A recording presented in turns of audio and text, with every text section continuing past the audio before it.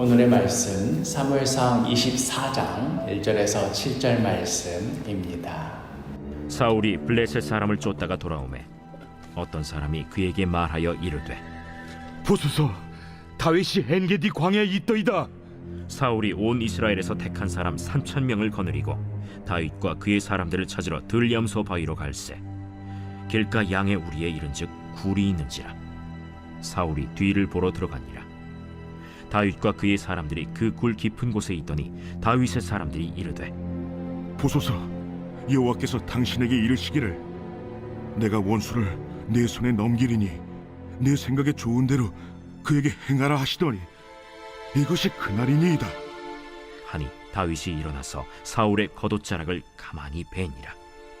그리한 후에 사울의 옷자락 뱀으로 말미암아 다윗의 마음이 찔려 자기 사람들에게 이르되 내가 손을 들어 여호와의 기름 부음을 받은 내 줄을 치는 것은 여호와께서 금하시는 것이니 그는 여호와의 기름 부음을 받은 자가 됨이니라. 다윗이 이 말로 자기 사람들을 금하여 사울을 해하지 못하게 하니라. 사울이 일어나 굴에서 나가 자기 길을 가니라. 조금만 더 시간이 있었더라면 틀림없이 다윗을 잡았을 텐데 하는 후회와 아쉬움의 정점에 있었던 사울. 블레셋과 전쟁을 치르면서도 그의 머릿속은 온통 거의 잡을 뻔했던 다윗 생각으로 가득했었을 것입니다. 그렇게 어찌어찌 전쟁을 마친 후에 또다시 사울의 마음을 뒤흔들 소식이 들립니다.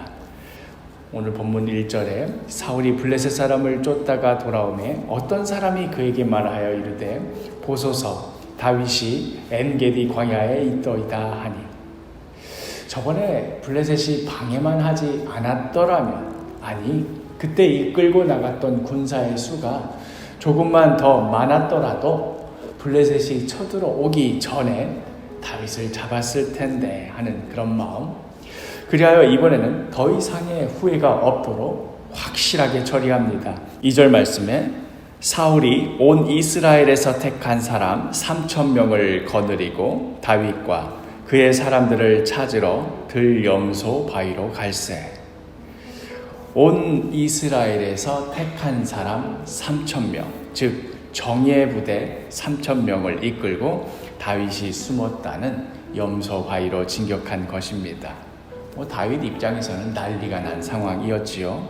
갑작스레 들이닥친 사울 왕과 3,000명의 정예 부대의 급습에 다윗은 광야 깊숙이 숨지도 못하고 얼마나 급했는지 애매하게 길가에 버젓이 나 있는 굴 속에 황급히 숨었습니다.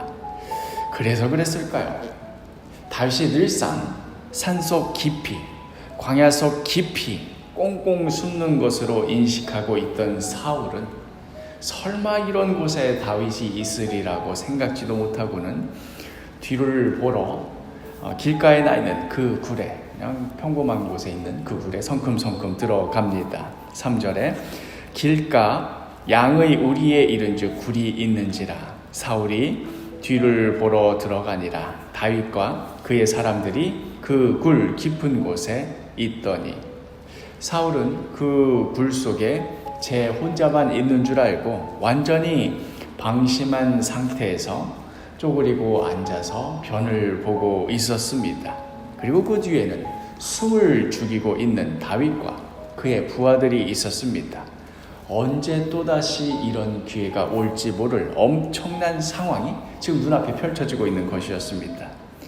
다윗의 부하들은 이 절호의 기회에 이제 흥분을 감추지 못하였겠지요. 4절에 다윗의 사람들이 이르되 보소서, 여호와께서 당신에게 이르시기를 내가 원수를 내 손에 넘기리니 내 생각에 좋은 대로 그에게 행하라 하시더니 이것이 그날이니이다 하니 다윗이 일어나서 사울의 겉옷자락을 가만히 베니라. 그리하여 다윗이 이제 부하들이 부추기니까 사울의 등에 칼을 꽂기 위해 살금살금 다가갑니다. 그 동안에도 사울은 여전히 모르고 있습니다. 그러나 혹시 모를 일이었습니다. 다윗이 여기 있는 줄을 이미 사울이 알고 방심하기를 기다린 채 웅크리고 있는 것일지도 몰랐습니다. 그리하여 다윗은 먼저는 길게 늘어져 있는 사울의 옷자락을 시험적으로 배워봅니다. 그런데도 여전히 사울은 모르고 있었습니다. 이제 마지막 회심의 반격만 가하면 되었습니다. 그런데 바로 그때 다윗의 영혼 가운데 믿을 수 없는 일이 벌어졌습니다. 사무엘상 24장 5절에 그리한 후에 사울의 옷자락 뱀으로 말미암아 다윗의 마음이 찔려. 이게 인간적으로 생각해 볼 때 어찌 마음에 찔릴 일입니까?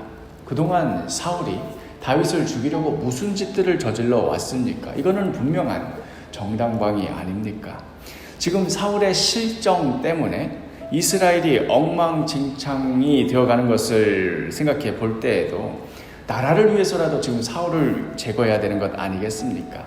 다윗에게는 분명한 동기도 분명한 명분도 있었습니다. 그러나 그럼에도 그보다 더 깊이 그의 마음에 찔림이 있었습니다. 바로 얼마 전 셀라 하마느 곳에서 다윗은 무엇을 경험하였습니까? 자신의 처지로서는 영락없이 죽을 수밖에 없었지만 하나님께서 다윗을 지켜주셨습니다. 분명히 그때 사울이 몇 발자국만 더 다가왔더라도 영락없이 붙잡힐 수밖에 없었던 다윗이었습니다. 그런데 바로 그 직전에 사울이 돌이켰습니다.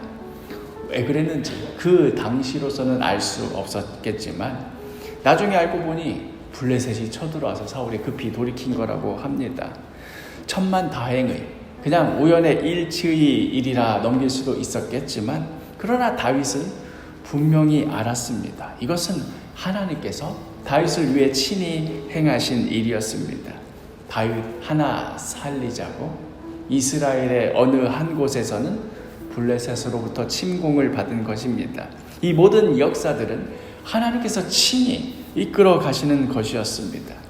그러니 역사의 주관자가 하나님이심을 분명히 인식한다면 또한 다윗을 지키시고 보호하시고 인도하시는 분이 하나님 한 분뿐이심을 분명히 인정한다면 다윗은 이 절호의 기회 앞에서도 하나님께 그 판단을 내어드려야 했습니다.